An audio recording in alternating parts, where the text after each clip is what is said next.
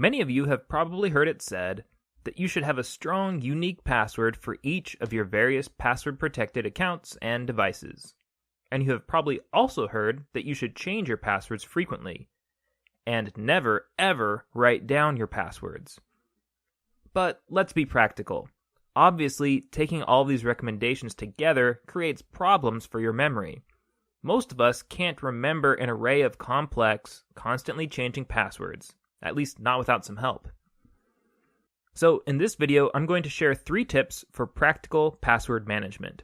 Securely record your passwords, rank your passwords, and use password management software. Password management tip number 1 is to securely record your passwords. You may have heard before that you should never write your passwords down. To that, I say never say never. It's okay to record your passwords, you should just be thoughtful and secure about it.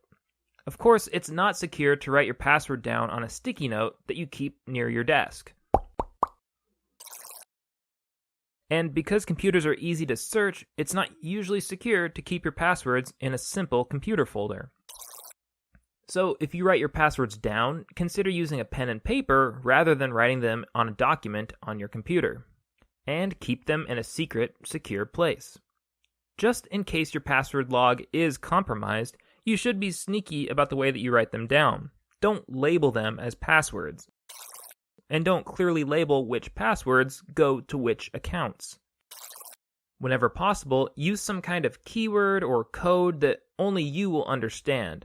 In this example, I've embedded password clues into a phony and somewhat confusing guest list for a party.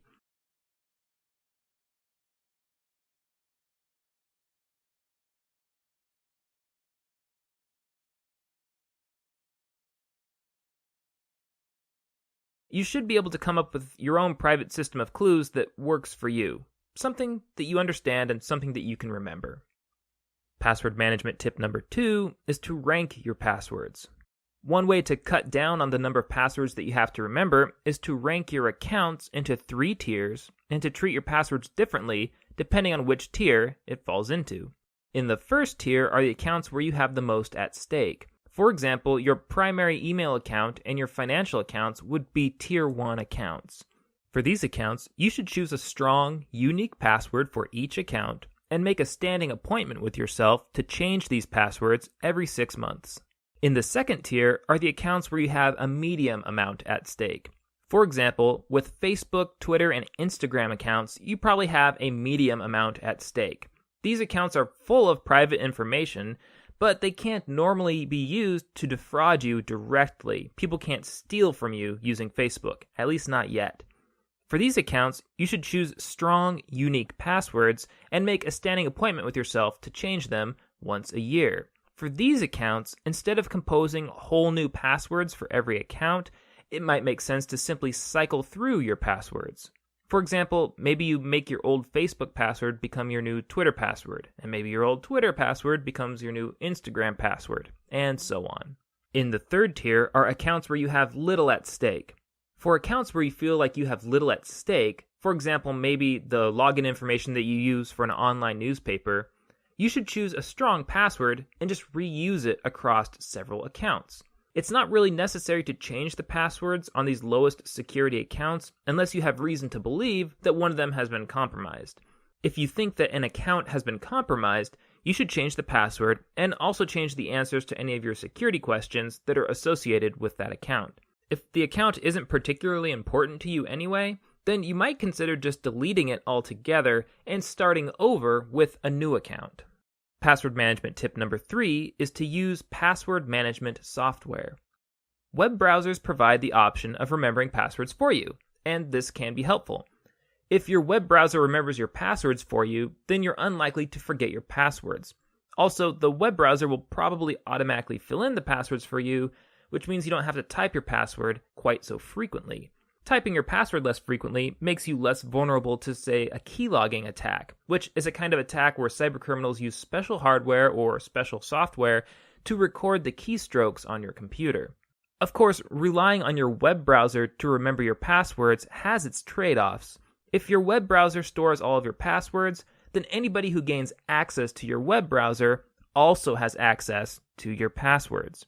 For this reason, if you're going to allow your web browser to remember your passwords for you, then it's a good idea to password protect your web browser itself. Most web browsers have security settings that allow you to set up a password protected account for the browser itself. You may also consider using another kind of password management software. For example, the Firefox add-on LastPass will generate strong passwords and remember them for you.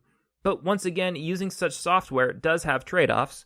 The management software itself becomes a single point of failure. Whether you're using a web browser or a web browser add-on to manage your passwords, these management programs are usually accessible by one single master password. If that master password to become lost, stolen, or shared, then all of your accounts could be compromised. Many security experts recommend that people use password management software, and so it is a good idea, but you still have to be very careful with your master password.